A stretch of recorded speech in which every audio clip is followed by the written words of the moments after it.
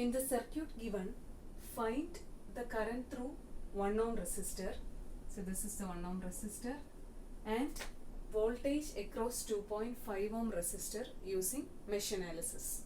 So a circuit is given, we have to calculate the current through this 1 ohm resistor and the voltage across this 2.5 ohm resistor using mesh analysis. Okay. So let us solve this problem using mesh analysis. So for that, first of all, we will identify the meshes. So there are two meshes. We have to consider two meshes. So let this be mesh number 1 and this be mesh number 2. Then mark currents to all the meshes. So I am going to mark the currents in clockwise direction. So for mesh 1, current I1 is marked in clockwise direction, and for mesh 2, current I2 is also marked in clockwise direction. So thereafter, we have to apply Kirchhoff's voltage law to all the meshes. So first of all, choose mesh 1 or loop 1 and apply KVL. So applying KVL to loop 1. So for applying Kirchhoff's voltage law to a particular loop, we have to trace the circuit in a particular direction. So I am going to trace loop 1 in clockwise direction. That is in the same direction as that of the current flow. So I will be starting from this particular point. So when I am moving like this, negative to positive terminal of the battery. So there is a rise in potential and battery voltage is negative, that is plus 12. So next component is this 2 ohm resistor. The direction in which I am moving and the direction of flow of I1 are the same. So there is a drop in potential. So voltage across 2 ohm resistor will be negative, and that is minus 2 into I1. Okay. Next component is 3 ohm resistor. The direction of current flow and the direction in which I am moving are the same. So again drop in potential. So minus 3 into I1. So next component is this 1 ohm resistor. So direction in which I am moving and the direction of flow of I1 are the same. So again minus 1 into I1 or minus I1. Okay, next is this 5 volt resistor. So I am moving in this direction, that is from positive to negative terminal of the battery. So there will be a drop in potential. So battery voltage should be marked as negative. So minus 5 equal to 0. Algebraic sum of all the voltages in a closed mesh is equal to 0. So now rearrange the equation. Keep all the variable terms on the left hand side and take all the constant terms to the right hand side. So sorry, this is not complete. I have to consider one more term. This resistor, 1 ohm resistor, is common to both loop 1 as well as loop 2. So current I2 is also flowing through this 1 ohm resistor. So voltage drop across the 1 ohm resistor due to the current I2 also has to be considered. So I am tracing loop 1 in this direction, but I2 is flowing in the opposite direction. So drop across 1 ohm resistor due to I2 will be positive. So it will be plus 1 into I2 or plus I2, and for battery it is minus 5 equal to 0. So now let us rearrange the equation. So see, 2I1, 3I1, I1. So 6I1 minus I2 will be equal to 12 minus 5, 7. This is equation number 1. 6I1 minus I2 is equal to 7. So now consider loop 2 and apply KVL. So moving on to loop 2, applying KVL.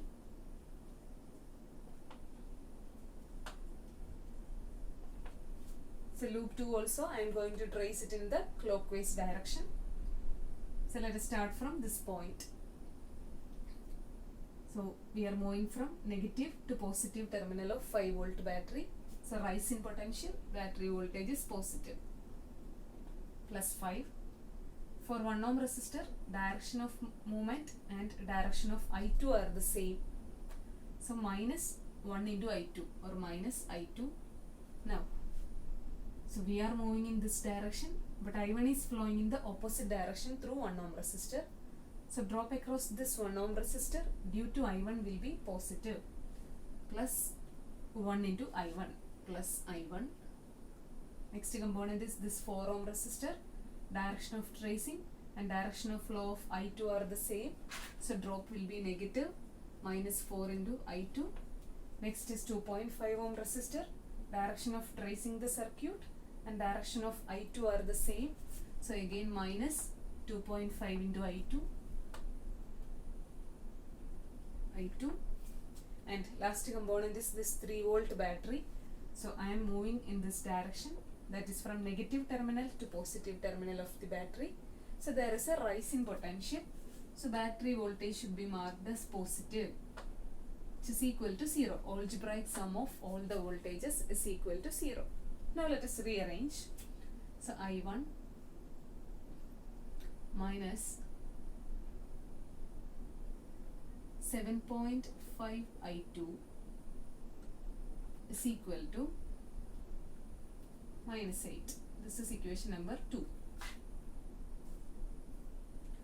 So we have got 2 equations and 2 unknowns. So we have to solve these equations using Cramer's rule.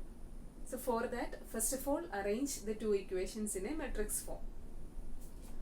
A resistance matrix into a current matrix is equal to a voltage matrix. So this will be the form in which we have to represent these 2 equations.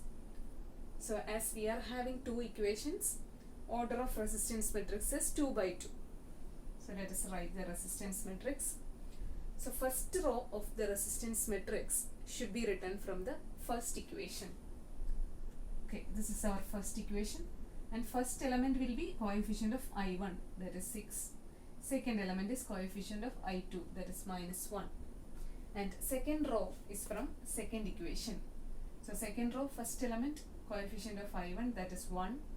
Second element is coefficient of I2, that is minus 7.5, into current matrix means the unknown currents I1 and I2, which is equal to the voltage matrix means the constant terms on the right hand side of the equations. So 7 and minus 8. So this is our matrix form of representation. Now let us calculate I1 and I2 using Cramer's rule.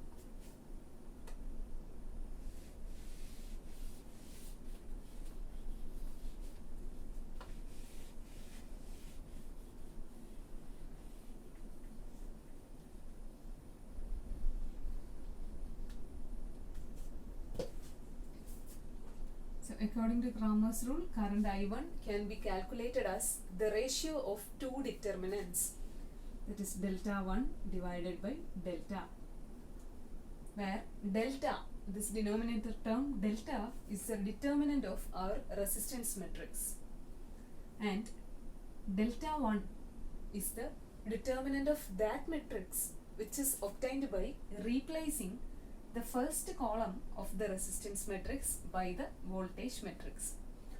So in order to calculate I1, equation is delta 1 divided by delta. Delta 1 is the determinant of that matrix which is obtained by replacing this first column of the resistance matrix by the voltage matrix. So delta 1 will be determinant of, replace first column by the voltage matrix, that is 7 minus 8. Second column as such, that is minus 1 and minus 7.5. So this is delta 1. And delta is the determinant of the original resistance matrix, that is 6 minus 1, 1 minus 7.5. Okay.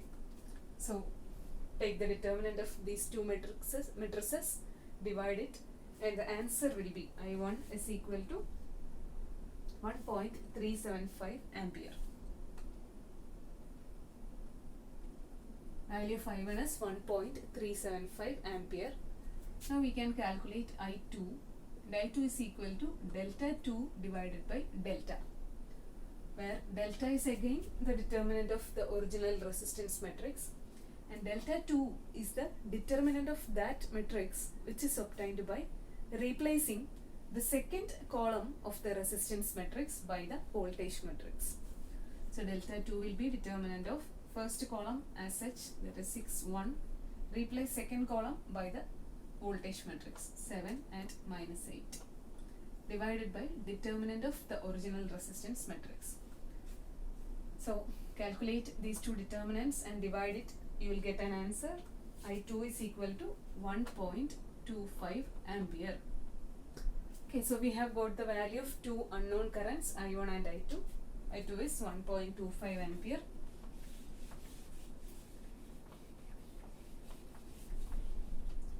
So in the question, it has been asked to calculate the current through 1 ohm resistor. Okay, let us calculate it. Current through 1 ohm resistor,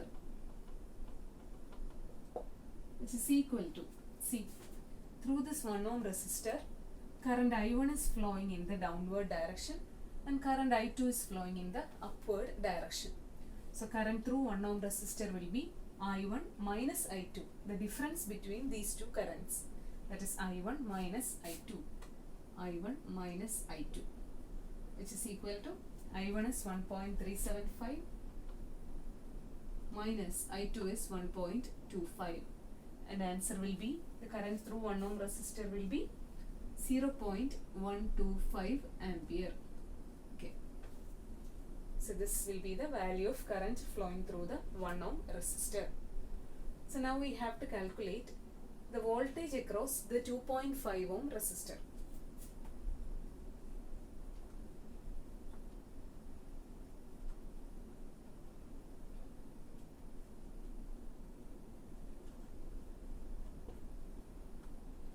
This will be equal to, so we know according to Ohm's law, voltage across a resistor will be V is equal to I into R. So current flowing through 2.5 ohm resistor is I2. So I2 into R. I2 into R. That is I2 is 1.25 ampere into R is 2.5 ohm. 2.5. And the answer will be 3.125 volt.